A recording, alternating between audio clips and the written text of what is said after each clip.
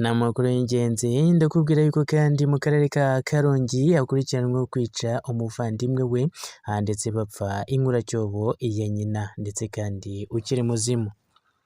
Aha ngaha rero bivugwa neza yuko niyo mugabo Pacifique wo mu karere ka Karongi yatawe muri yombi akekwaho icyaha cyo kwica mukuru we ndetse ngo ariwe bita Ntirenganya Callixte w'imyaka 46 nyuma yo kutumvikana ndetse kuzahabwa inkuracyobo yo gushyingura nyina umunsi azaba yapfuye.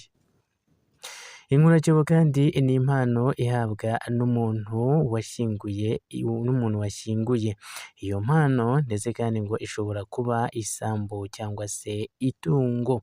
Aha ngaha rero ngo byabereye mu mudugudu wa Gakomeye akagari ka Rubazi, aha ngaha ni mu murenge wa Rubengera, aha ngaha ni kuwa 13 Mata umwaka wa 2026.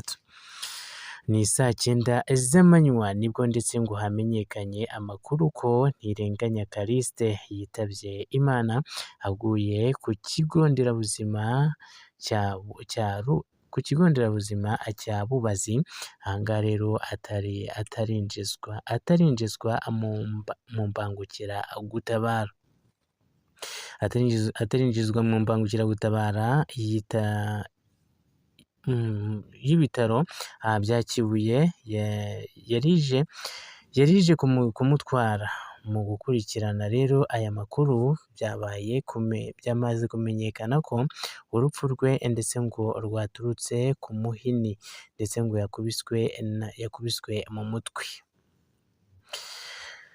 Aha rero ngo byatangiye ubwo abavandimwe ndetse ngo batatu Bihezande Jean Pierre w'imyaka 44 na Ntirenganya Callixte w'imyaka 46 na Niyomugabo Pacifique ugize imyaka 42 akiba iwabo kuko ngo atarashaka umugore.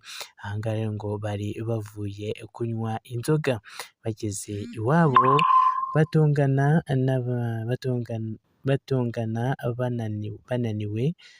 bananiwe kumvikana ndetse ku uzahabwa inkuracyobo ndetse iyo gushyingura nyina napfa baherako barwana. Umunyamabanga nshingwabikorwa w'umurenge wa Rubengera Ayabagabo Faustin yabwiye Igihe ko ndetse ngo aya makuru ko ndetse ngo barwanye bapfa imitungo ndetse ngo y'ababyeyi babo ndetse ngo kandi bayahawe n'umuturanyi kuko ngo urugomo rwari rwabereye mu muryango. Mukomeze rero umubane natwe gatanu kandi mukanda subscribe hasi aho gato cyane mukora no kukazogera muduha na like kugira ngo tubashe kuba twakomeza ibintu byacu neza cyane gatanu kandi ari nabyo byanyu. Kandi ni amakuru y'ingenzi ndakubwira yuko kandi i Rwamagana umusore na se batawe muri yombi bakekwaho kwica umuntu. Umusore w'imyaka 24 hamwe na se umubyara bo mu karere ka Rwamagana ni mu murenge wa Fumbwe batawe muri yombi n'inzego z'umutekano bakekwaho kwica umugabo w'imyaka 50. Byabereye rero mu kagari ka Nyamirama ni mu mudugudu wa Bigarama mu murenge wa Fumbwe. Aha ngaha ni mu ijoro ryo kuwa 13 rishyira kuwa 14 Mata mu mwaka wa 2026. Umunyamabanga nshingwabikorwa w'umurenge wa Fumbwe Muhigirwa David yabwiye Igihe ko byose ngo byaturutse ku mukobwa ndetse wari uri kumwe n'uwo musore mu masaha y'ijoro. Aha ngaha nyakwigendera rero akaba yari se wabo w'umukobwa. Ati rero yabonye bari kumwe aza kwirukana uwo mukobwa ngo atahe. Uwo musore rero yanze kumurekura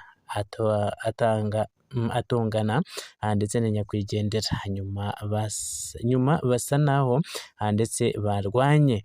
Wa musore wari afite icupa ndetse yari yazanyemo inzoga yarifashe arimukubita ku mutsi w'ijosi arawupfumura, mu gihe